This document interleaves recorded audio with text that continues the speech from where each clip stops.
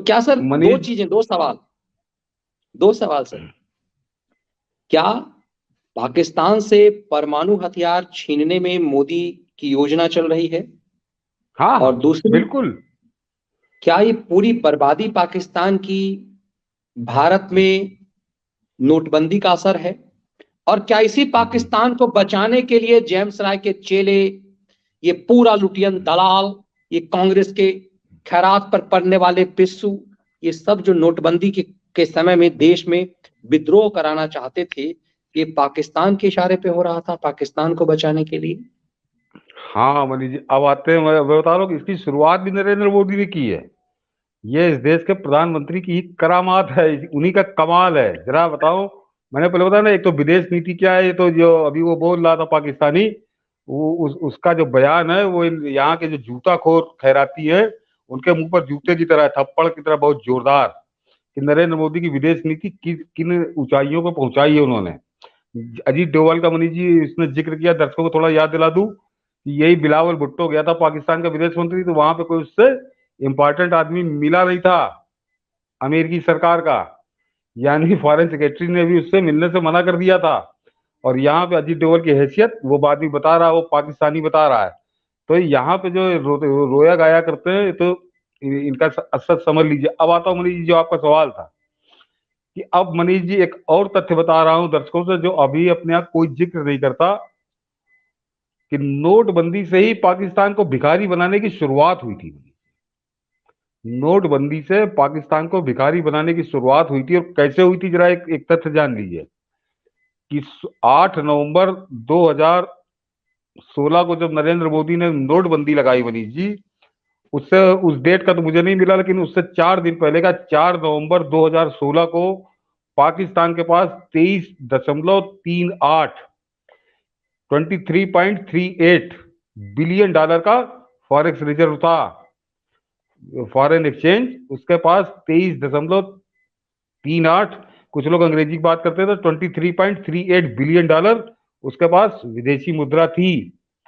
और मनीष जी, 8 नवंबर 2016 को नोटबंदी लगी, और 8 नवंबर 2017, ठीक एक साल बाद, वो विदेशी मुद्रा घटकर 23 सवा 23 बिलियन डॉलर जो थी, वो घटकर 18 बिलियन डॉलर हो गई थी। 5 बिलियन डॉलर कम हुई थी।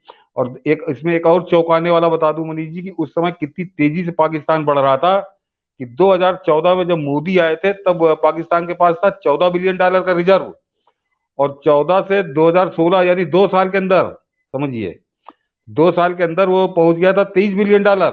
कितनी तेजी से वो बढ़ रहा था।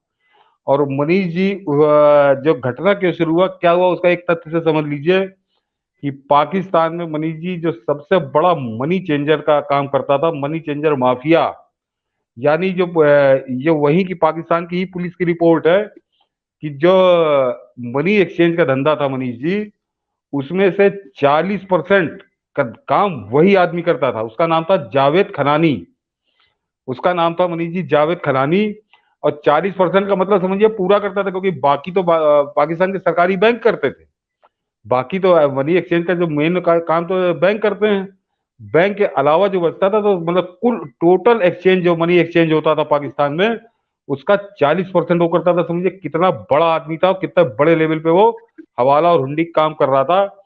और मनीष जी, दर्शकों को बता दूं कि जिस दिन 8 8 नवंबर 2016 को नरेंद्र मोदी ने नोटबंदी लगाई, और उससे पहले क्या क्या बांधा वो भी बताता हूं। और मनीष जी, उसके ठीक एक महीने बाद 8 या 10 दिसंबर 2016 को जावेद खनानी ने अपनी बिल्डिंग की 8वीं मंजिल से कूदकर आत्महत्या कर ली।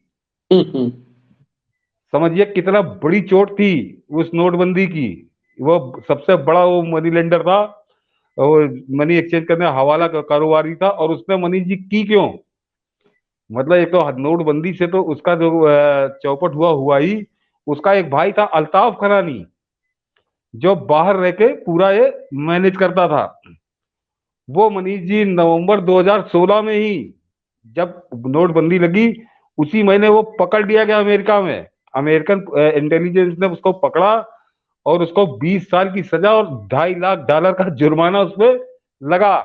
तो ये डबल आघात था। एक तो नोटबंदी लगी, उसके बाद भाई पकड़ गया, उससे उबर नहीं पाया, उसने बाद में 10 दिसंबर 2016 को आत्महत्या कर ली।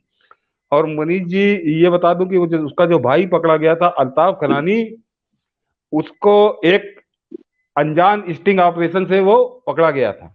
उसका एक स्टिंग ऑपरेशन हो गया, कौन था, किसने किया, ये एक रहस्य है। तो जरा समझिए, कुछ चीजें कही नहीं जाती। अभी उसने बताया हम्म। था कि उसने कहा ना कि अजीत डोभाल आए थे, बहुत सम्मान के साथ वाशिंगटन में उनका मेहमान नवाजी हुई, सब लोग मिले। तो वो उसका एक स्टिंग ऑपरेशन, मतलब नोटबंदी के लिए तैयारी कैसी पुख्ता थी, ये मैं बता रहा हूँ कि वो अल्ताफ खनानी वहां पकड़ गया। 8 नवंबर 2016 को नोटबंदी लगी, उसी महीने वो पकड़ गया अमेरिका में। तो सब काम खत्म। 20 20 साल और $2.5 लाख का जुर्माना उस पर हुआ। और जो उसका भाई था जावेद खनानी, जो किंग पिन था, पाकिस्तान में रह के काम करता था, उसने 8वीं मंजिल से कूद के अपनी बिल्डिंग से आत्महत्या कर जान ली। ली। और उसका परिणाम आप समझ लीजिए कि मैंने कहा ना, 5 ही साल में 5 बिलियन, एक साल में $5 बिलियन घटा था। और आज पाकिस्तान का वो जो फॉरेक्स रिजर्व 2016 में 23.38 बिलियन डॉलर था, वो आज घटकर 3 बिलियन डॉलर से कम का हो चुका है। तो जरा सोचिए, इन खैरातियों के कहने से, ये जो आते हैं खैराती कुमार और आपका वो सनसनीबाज और पार्किंग वाला, कि मोदी को विदेश नीति नहीं आती, मोदी को कूटनीति नहीं आती, मोदी कुछ करना नहीं जानता।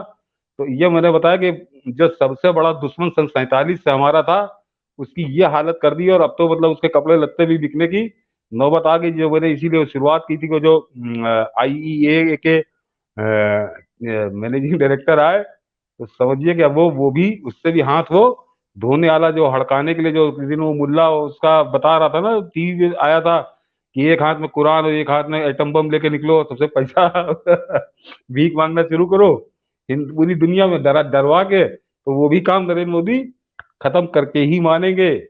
और वो खत्म हो गया मनीष जी। मैं तो बिल्कुल एकदम डेड श्योर हूँ कि अचानक जो आदमी 4 साल से पाकिस्तान नहीं आया था, जिसके आने का कोई प्लान नहीं था, वो IMF की टीम यहाँ आती है, 2 दिन रुकती है, पूरी बातचीत करती है, सब टैक्स बढ़वाती है, उसके बाद कहती है अमेरिका जाके हम जवाब देंगे।